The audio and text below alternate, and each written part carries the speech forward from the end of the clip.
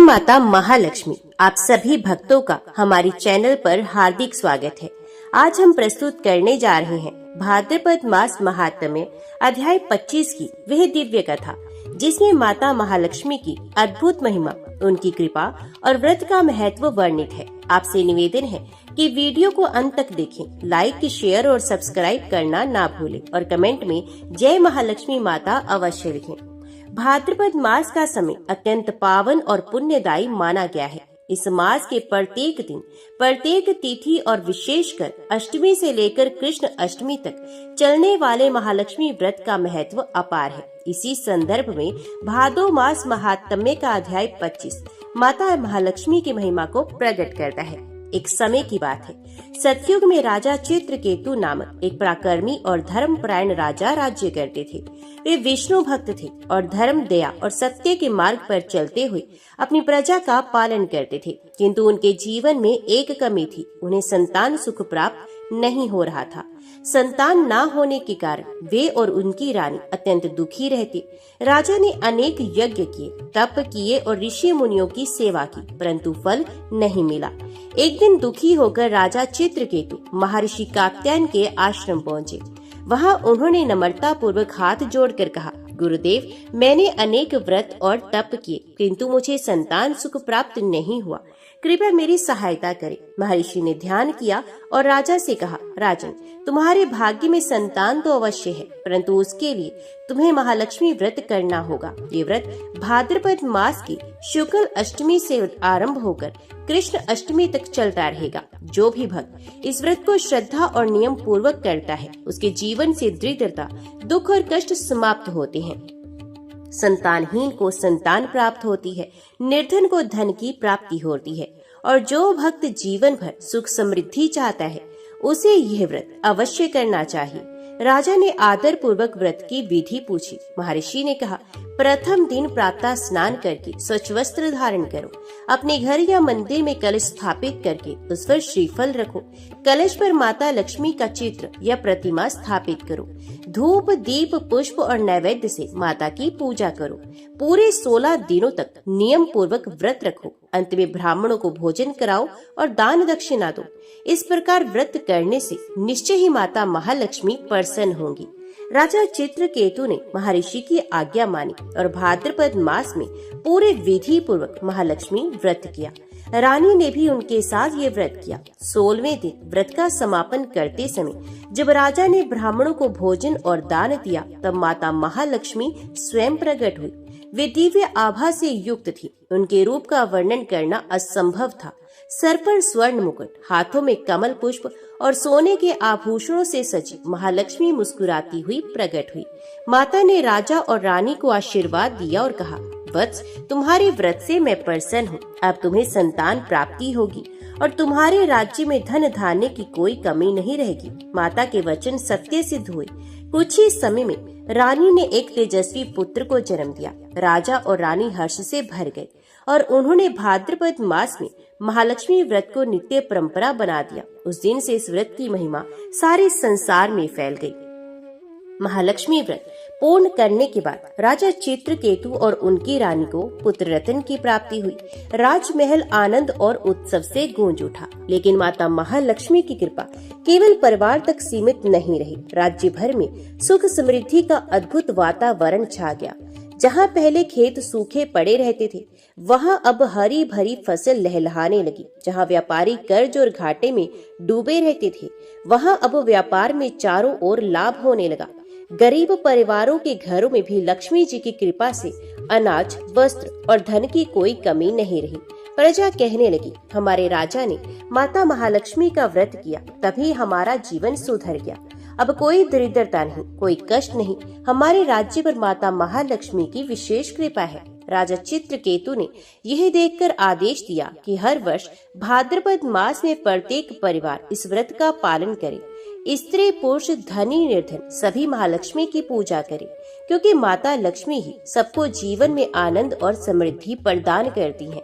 इस आदेश के बाद राज्य की प्रत्येक स्त्री ने महालक्ष्मी व्रत करना शुरू कर दिया।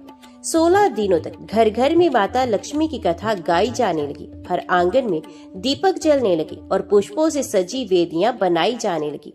संध्या के समय गांव गांव में महिलाएं मिलकर माता लक्ष्मी की आरती गाती। चारों ओर मंगल ध्वनि गूंजने लगी।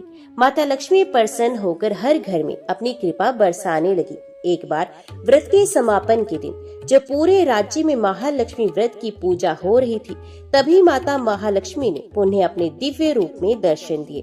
वे स्वर्ण में आभा से चमक रही थी। उनके 4 हाथों में कमल, शंख, अमृत कलश और आशीर्वाद की मुद्रा थी। राजा चित्रकेतु और रानी ने साष्टांग दंडवत प्रणाम किया। माता ने कहा, वत्स, तुम्हारे राज्य की प्रजा ने श्रद्धा से मेरा व्रत किया है। अब यह राज्य सदा सुखी रहेगा। जो भी स्त्री पुरुष इस व्रत को निष्ठा से करेंगे, उन्हें धन, धान्य, संतान और कीर्ति सब कुछ प्राप्त होगा। मैं सदैव उनकी रक्षा करूंगी। इतना कहकर माता आकाश मार्ग से अदृश्य हो गई। प्रजा ने इस चमत्कार को देखा और माता के जयकारे लगाए। जय महालक्ष्मी माता की। इसी समय राज्य में एक निर्धन ब्राह्मण रहता था। उसका नाम था श्रीनाथ। वे दिन भर यज्ञों में सहयोग करता, परंतु उसके घर में ना तो भोजन होता, ना ही वस्त्र। उसकी पत्नी भी भूखी प्यासी रहकर भगवान का नाम जपती थी। जब उसने सुना कि महालक्ष्मी व्रत करने से दरिद्रता मिटती है, तो उसने निश्चय किया कि चाहे जैसे भी हो वे व्रत अवश्य करेगा। उसने एक मुट्ठी चावल और थोड़े से फूल एकत्रित किए और उसी से माता लक्ष्मी की पूजा करने लगा। पूरे 16 दिन उसने जल और फलाहार पर व्रत रखा। व्रत समाप्त होने के दिन जब उसने माता को प्रणाम किया, तभी उसके सामने चमत्कार हुआ। दरवाजे पर सोने चांदी के आभूषण, धान्य और धन से भरे घड़े रखे मिले। माता लक्ष्मी की कृपा से वे निर्धन ब्राह्मण धनवान बन गया। उसकी पत्नी ने कहा, आज हमें सच्चा प्रमाण मिल गया कि माता महालक्ष्मी केवल श्रद्धा देखती है, धन दौलत नहीं।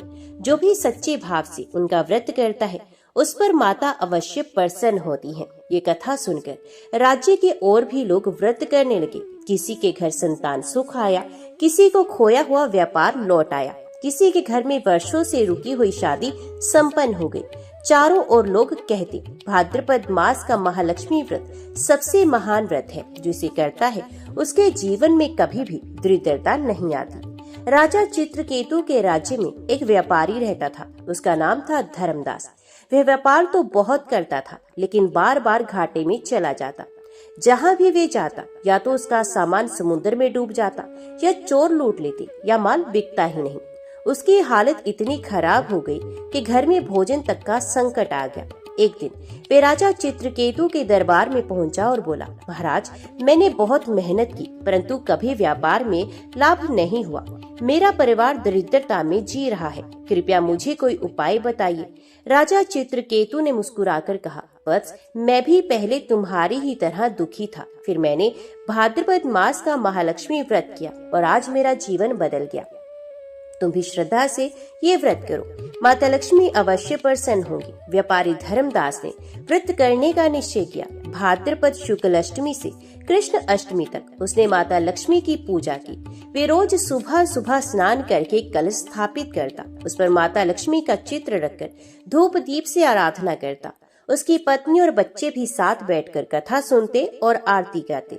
16वें दिन व्रत पूर्ण करते समय उसने गरीबों को भोजन कराया और दान दिया। तभी एक चमत्कार हुआ।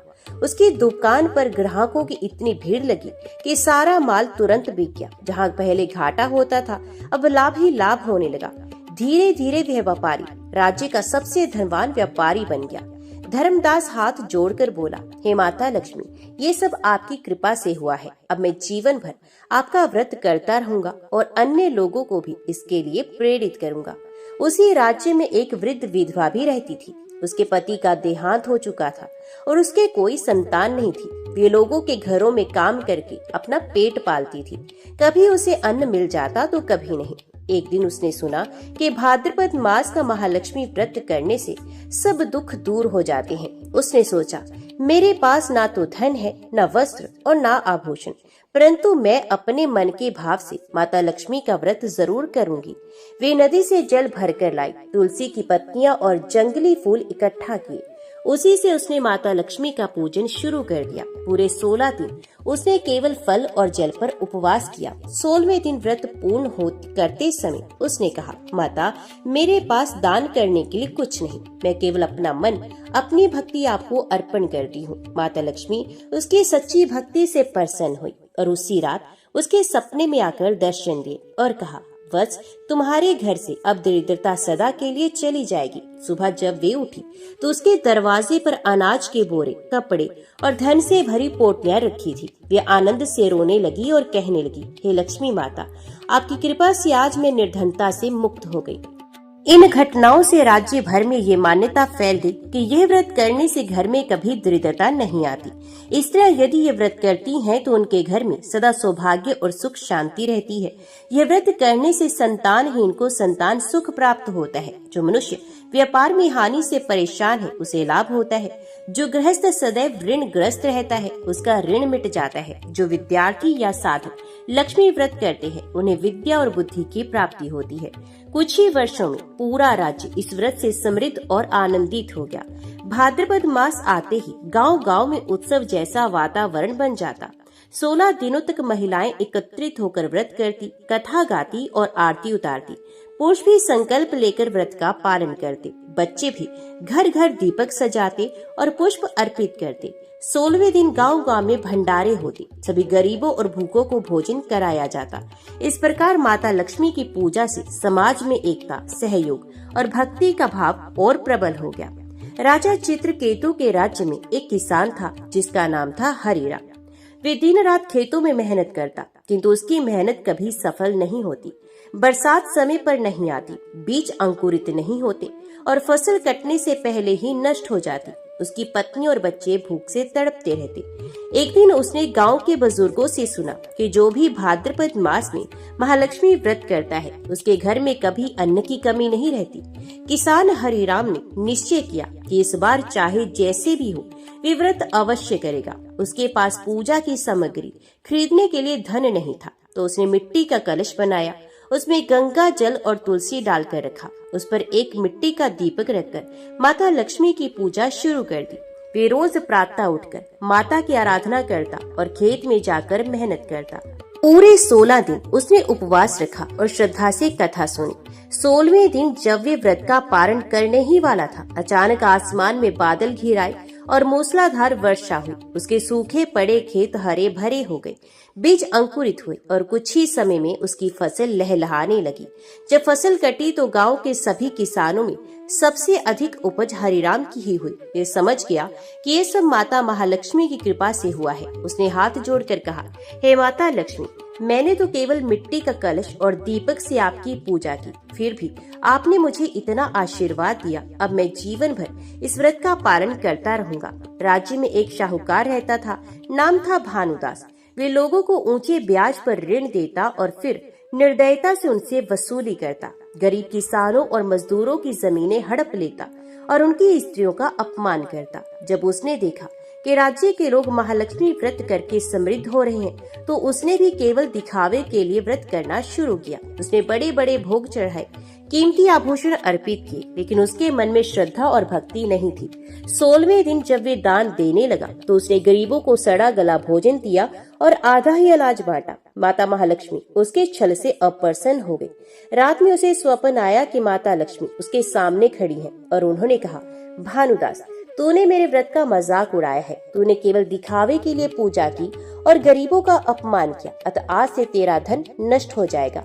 सुबह जब वे उठा तो देखा कि उसके सारे धन के घड़े खाली हैं। जो सोना चांदी उसने इकट्ठा किया था वे राख बन गया। उसकी दुकान में आग लग गई और उसका पूरा धन जलकर खाक हो गया। भानुदास रोने लगा और कहने लगा, माता, मुझे क्षमा कर दो।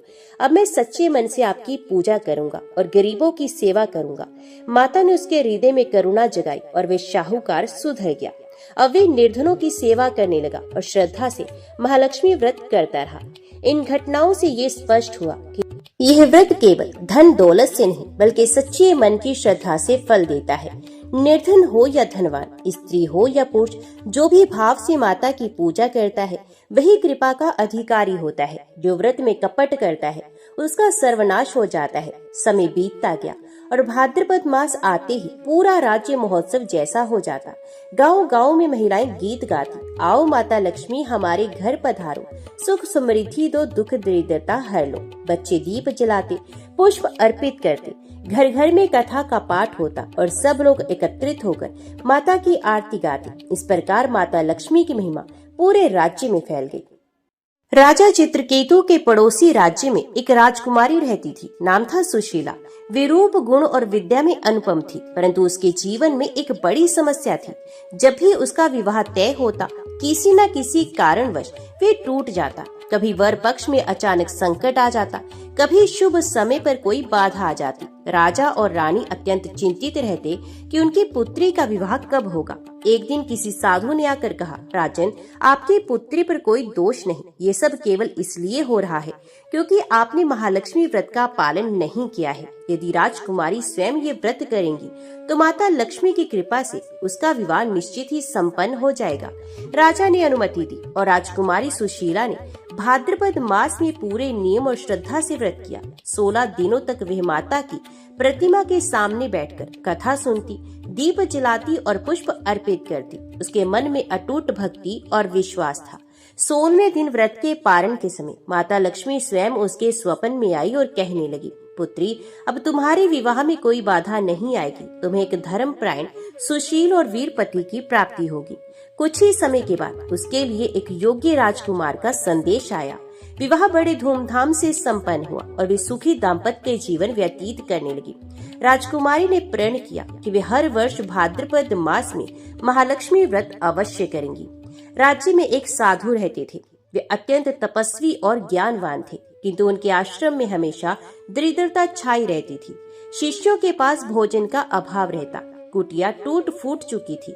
साधु मन ही मन सोचते, क्या कारण है कि हम तप तो कर रहे हैं परंतु लक्ष्मी माता की कृपा हमें मिल नहीं रही। तभी उन्हें स्वप्न में आकाशवाणी हुई, हे तपस्वी, तुमने तप तो किया परंतु कभी महालक्ष्मी व्रत नहीं किया, इसलिए लक्ष्मी तुम्हारे आश्रम में स्थिर नहीं हुई। तुम ये व्रत करो, तुम्हारे आश्रम में धन और अन्न की धारा बहेगी। साधु ने अपने शिष्यों से व्रत करना आरंभ किया। 16 दिन तक सभी शिष्य माता की आरती गाते, कथा सुनते और नियम पूर्वक व्रत करते। व्रत पूर्ण होने के दिन ही चमत्कार हुआ। दूर दूर से भक्त और दानी लोग आश्रम में आने लगे। वे अन्न, वस्त्र और धन दान करने लगे।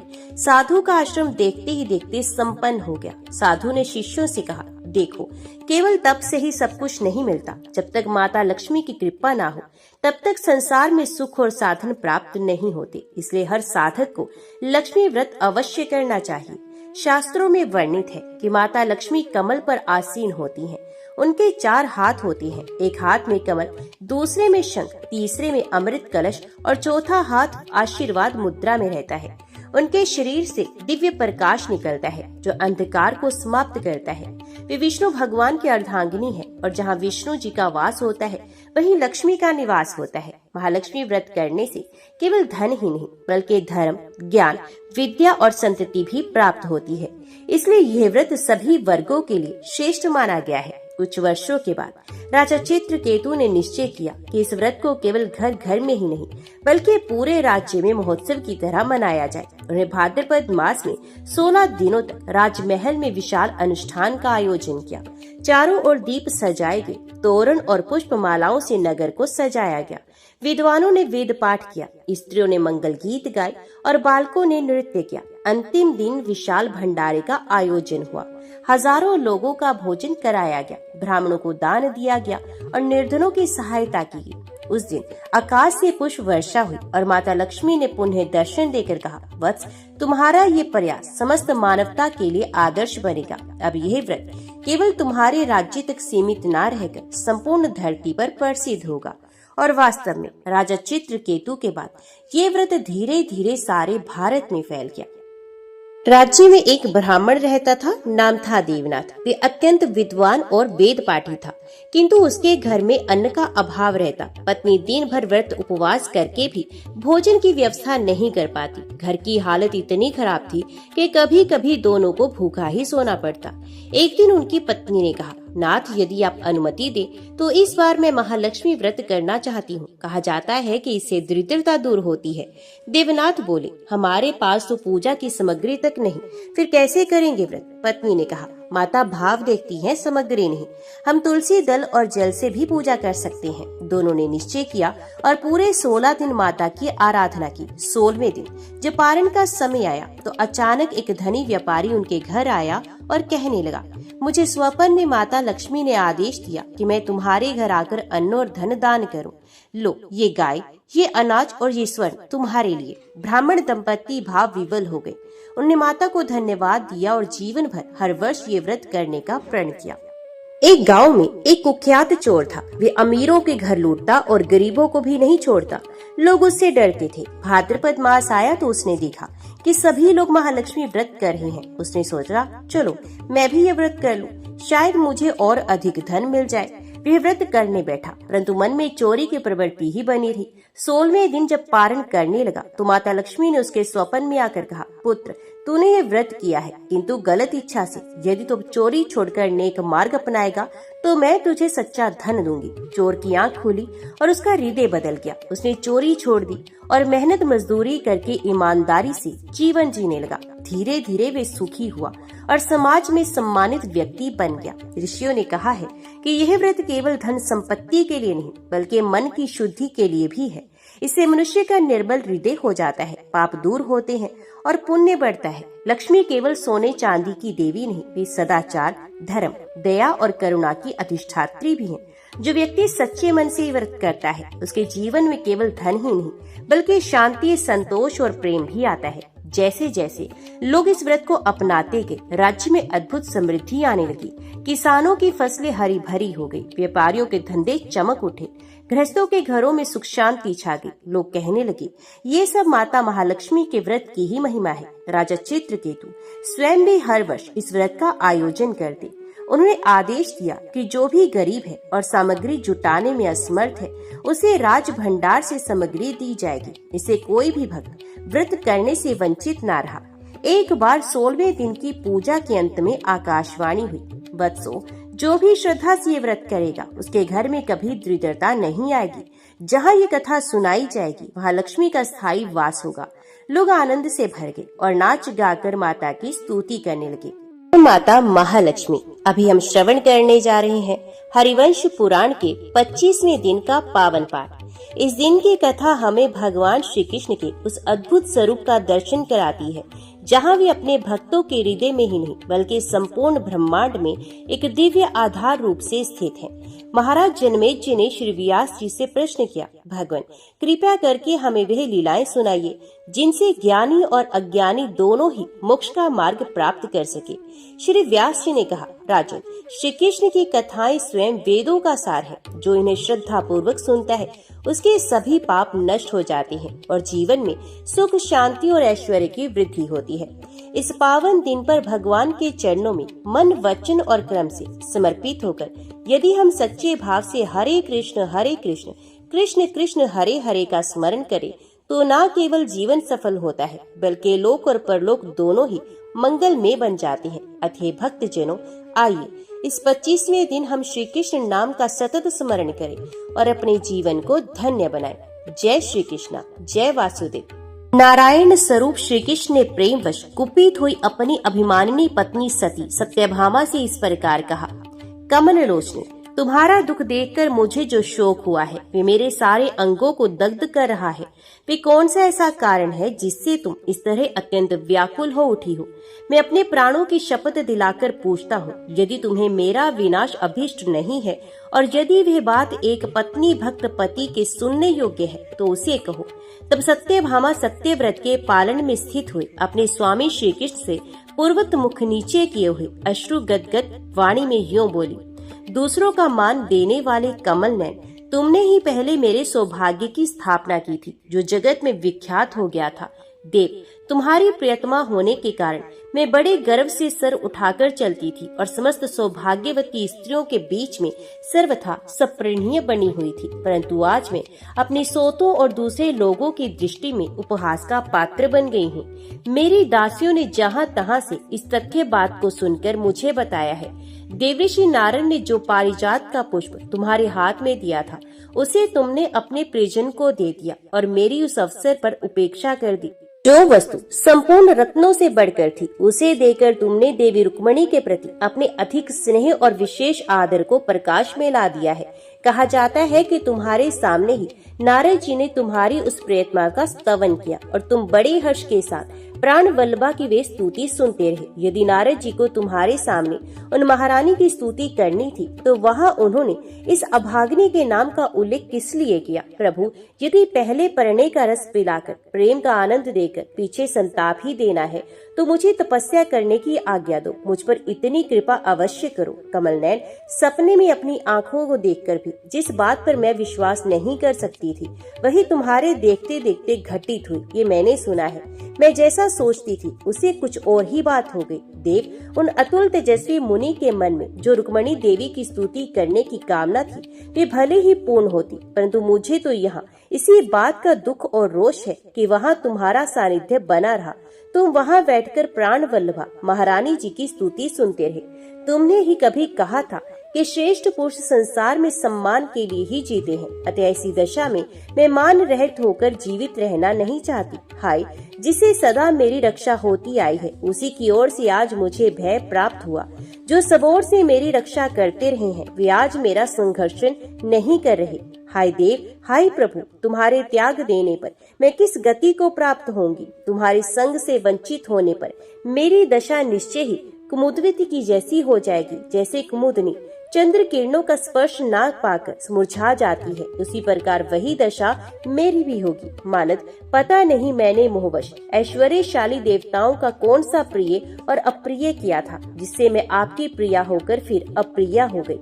जब प्रिया होकर मैं अप्रिया हो गई, तब वसंत कुसुमों से विचित्र शोभा धारण करने वाले इस रैवतक पर्वत का मैं पुण्य कैसे दर्शन कर सकूंगी? आपके द्वेष का पात्र तथा दुर्भाग्य से दूषित होकर मैं कोकिल की काकली से मिश्रित फूलों की सुगंध लेकर बहने वाली यहाँ की पवित्र वायु को कैसे सेवन कर सकूंगी? देव, आपके अंक में स्थित हो महासागर में जल क्रीड़ा करने का सौभाग्य प्राप्त करके अब दुर्भाग्य की मारी हुई मैं कैसे इस समुद्र की ओर दृष्टिपात कर सकती हूँ? तुम जो मुझसे ये कहा करते थे कि सत्राजित कुमारी, तुमसे बढ़कर मेरी प्रिया दूसरी कोई स्त्री नहीं, इसे ठीक समझो। तुम्हारी वे बातें कहाँ हैं? अथवा अब कौन उन बातों को याद करेगा? जब तुम मेरा सम्मान करते थे, तब मेरी आनंददायिनी सास मुझे बड़े आदर के साथ देखा करती थी। अब तुम्हारे द्वारा अपमानित हुई सत्या रानी को वे निश्चय दुर्भाग्य से दुर्बल हुई देखेंगी। मानद, मेरे अत्यंत स्निग्ध गूढ़ प्रेम से क्या लाभ, जबकि देव स्वरूप तुम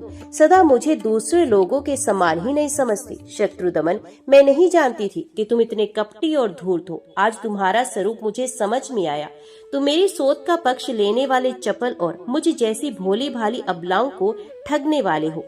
हे देव, तुम स्वर वर्ण चेष्टा और आकृति के द्वारा यत्न पूर्वक अपने असली स्वरूप को छिपाए हुए थे, किंतु चोर, आज तुम पहचान लिए गए। सोच के पक्षपाती तुम केवल वाणी मात्र से मधुर हो, वास्तव में बड़े ही शठ हो। इस प्रकार ईर्ष्या के अधीन हुई सत्राजित कुमारी अभिमानिनी देवी सत्यभामा को सांत्वना देते हुए भगवान श्री कृष्ण ने कहा, कमल लोचने प्राणेश्वरी प्रिय, ऐसा ना कहो। अब इस विषय में बहुत कहने से क्या लाभ, तो मुझे अपना ही समझो। देवी, अनायास ये महान कर्म करने वाले नारद मुनि ने मेरा प्रिय करने के लिए वे पारिजात का फूल रुक्मणी के सामने ही मेरे हाथ में दिया था। उसे मैंने उदारतावश और रुक्मणी के अनुरोध से उसके हाथ में दे दिया था, इसमें संशय नहीं है। पवित्र मुस्कान वाली प्रिय, यदि तुम्हारी दृष्टि में ये अपराध है, तो तुम मेरे इस एकमात्र अपराध को सह लो और मुझ पर प्रसन्न हो जाओ। अत्यंत कोप में भरी हुई प्रेत में सुश्रोणी, यदि तुम पारिजात के फूल ही चाहती हो, तो वह तुम्हें अवश्य दूंगा। ये मैं तुमसे सत्य कहता हूँ। वृक्षराज पारिजात को स्वर्ग से लाकर जितने समय तक तुम चाहोगी, उतने समय के लिए तुम्हारे घर में स्थापित कर दूंगा। भगवान श्री कृष्ण के ऐसा कहने पर हरि वल्लभा सत्यभामा बोली, अच्युत, यदि इस प्रकार उस वृक्ष को यहाँ लाया जा सके, तो मैंने ये रोष त्याग दिया और मेरा सुख कई गुना बढ़ सकता है। उस दशा में मैं समस्त भाग्यवती स्त्रियों में सबसे अधिक गौरवशालिनी हो जाऊंगी। तब जगत की उत्पत्ति और परलय के कारणभूत अनुपम देवता भगवान मधुसूदन ने उनसे कहा, अच्छा तो तुम्हारा रोष शांत करने के लिए यही सर्वोत्तम उपाय है। युद्ध में विजय पाने वाले जब श्री कृष्ण ने तथास्तु कहकर उनकी प्रार्थना स्वीकार की, तब सत्पुरुषों की इष्ट देवी और कंस नाशन श्री कृष्ण की वल्लभा सत्यभामा बहुत संतुष्ट हुई। तदंतर सबकी उत्पत्ति करने वाले सर्वेश्वर जगन्नाथ श्री कृष्ण ने, जो सत्पुरुषों की संपूर्ण कामनाओं के दाता है, स्नान और अन्य सब आवश्यक कार्य किए। तत्पश्चात भगवान ने देवऋषि नारद का चिंतन किया। नारद जी उस समय महासागर में स्नान कर रहे थे। स्नान के पश्चात वे मुनि श्रेष्ठ भगवान श्री कृष्ण के पास आए। उन्हें आया देख सत्पुरुषों के आश्रयदाता धर्मात्मा श्री कृष्ण ने सत्या के साथ उनका विधिवत पूजन किया। उस समय सत्राजित की पुत्री ने स्वयं ही नारद जी के दोनों पैर धोए और भगवान श्री कृष्ण ने स्वयं ही झाड़ी से जल गिराया। जब वे सुख पूर्वक बैठ गए, तब अपने मन को वश में रखने वाले जगत गुरु भगवान श्री कृष्ण ने मुनि के लिए उत्तम अन्न परोसा। लोक श्रेष्ठा भगवान श्री हरि के सत्कार पूर्वक दिए हुए उस अन्न को वक्ताओं में श्रेष्ठ उदार बुद्धि नारद मुनि ने बड़ी श्रद्धा के साथ भोजन किया। तदंतर हाथ मुंह धो आचमन करके तृप्त हुए मुनि ने भगवान को बहुत सी आशीर्वाद दिए और भगवान केशव ने प्रसन्न चित्त से उन आशीर्वादों को ग्रहण किया। तत्पश्चात नारद जी अपने चरणों में प्रणाम करने वाली कमल नयनी सत्राजित पुत्री सत्यभामा देवी से भीगे हुए दाहिने हाथ को फैलाकर बोले, देवी तुम इस समय जैसी हो वैसी ही पतिव्रता सदा बनी रहो तथा मेरे तप के बल से तुम विशेष सौभाग्यशालिनी हो।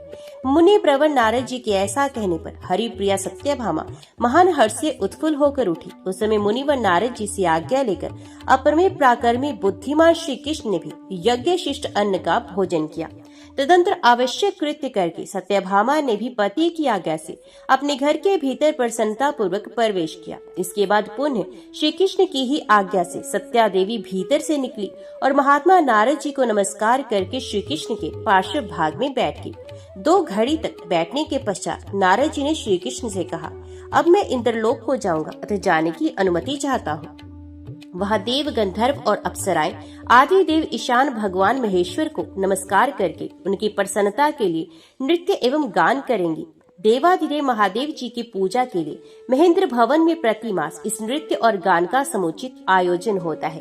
पर्वतों का विघात करने वाले देव श्रेष्ठ इंद्र द्वारा भक्ति भाव से किए गए उस आयोजन को अपने श्रेष्ठ पार्षदों तथा भगवती उमा से देवाधिदेव भगवान महादेव अदृश्य रहकर देखते हैं। आपका भला हो। इंद्र ने विशाल काय वृक्षराज पारिजात का फूल देकर पहले ही दिन मुझे वहां आने के लिए निमंत्रित किया था। प्रभु, तरुराज पारिजात का यही फूल जिसे मैं स्वर्ग से आपके लिए लाया था देवताओं के भोग की वस्तु है। कमल नयन वह वृक्ष इंद्र पत्नी शची को सदा ही प्रिय है। प्रतिदिन पूजित होने पर वे अवश्य सौभाग्य की प्राप्ति कराता है। धर्मपरायण महात्मा कश्यप ने अदिति देवी के पुण्य कर्म के लिए उस समय पारिजात नामक महावृक्ष की सृष्टि की थी। कहते हैं पूर्व काल में अदिति देवी ने महातेजस्वी कश्यप मुनि को अपनी सेवा से संतुष्ट किया था। तब तपोनिधि मरीचि नंदन कश्यप ने उन्हें इच्छानुसार वर मांगने के लिए कहा। उस समय उन्होंने उनसे कहा, मुनिश्रेष्ठ मुझे कोई ऐसी वस्तु दीजिए जिससे मैं सदा सौभाग्यशालिनी बनी रहूं। इच्छा होते ही समस्त आभूषणों से विभूषित हो जाऊं। तपोधन मुझे मनवांछित गीत और नृत्य प्राप्त होते रहें। तपोनिधे मैं सदा कुमारी सी ही बनी रहूं और निर्मल शोक रहित पति भक्तिमती एवं धर्मशीला हूँ। तब मुनिवर कश्यप ने अदिति का प्रिय करने की इच्छा से पारिजात की सृष्टि की, जो संपूर्ण मनोवांछित वस्तुओं को देने में समर्थ और नित्य सुगंध प्रद फूलों से भरा रहता है। वे सदा 3 शाखाओं से ही युक्त दिखाई देता है और अपनी शोभा से संपूर्ण प्राणियों का मन हर लेता है। उसी महान वृक्ष में सभी तरह के फूल दिखाई देते हैं। देवताओं की कोई रूपवती स्त्री तो ऐसे फूल भी धारण करती है जैसे मैं यहाँ लाया था।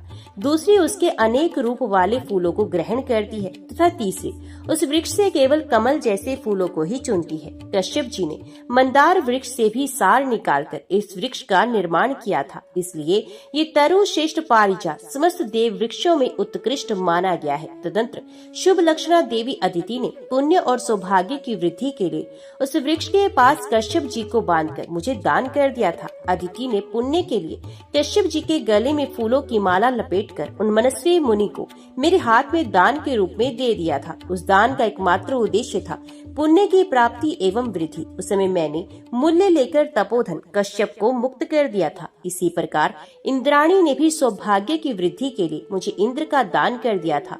रोहिणी ने सोम का तथा रिद्धि ने धन अध्यक्ष कुबेर का दान भी इसी उद्देश्य से किया था। इस प्रकार वह पारिजात वृक्ष सौभाग्य प्रदान करने वाला है, इसमें संशय नहीं। यह वृक्ष विष्णुपति गंगा के ऊपर प्रकट हुआ था, इसलिए इसका नाम पारिजात हुआ। मंदार के फूलों से भी संयुक्त होने के कारण ये मंदार कहलाता है। जो लोग इसे नहीं जानते वे इसे देखकर कहने लगे ये कोई दारू है, इसलिए वे महान वृक्ष कोविदार नाम से विख्यात हो गया।